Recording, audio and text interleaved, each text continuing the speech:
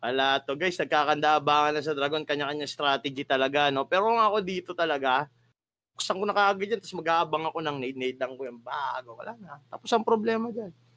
At syempre yung basic ko, she will try to recall me, no? Ito, struggling pa rin, pero she will try talaga. Ito na nga. Sana gumalaw na tong Team 5 na to. Sinaubusan ako na hininga dito. Bessie, kaya mo na yan. Pasensya ka na, patay ka. So, alam mo na. Sige. Laro ako. Baka mamaya, di ba, magre-revive ako sa inyo.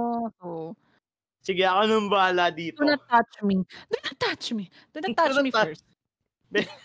Beshi wrong way. Beshi wrong way. Beshi, dito ako pupunta. Okay, sige. You can kasi do it. I believe on you. Sa may kanan. Yes. I believe on you. Okay, diba? Here we go. Team 7. Spectrum, mga idol. Baksak yung Team 4 dito, mga kaibigan ko. Napakalupit naman ang tutok nito sa Scar-L. Sana all ganyang kalupit. Ayan, mga kaibigan ko, nakikiramdam siya dito.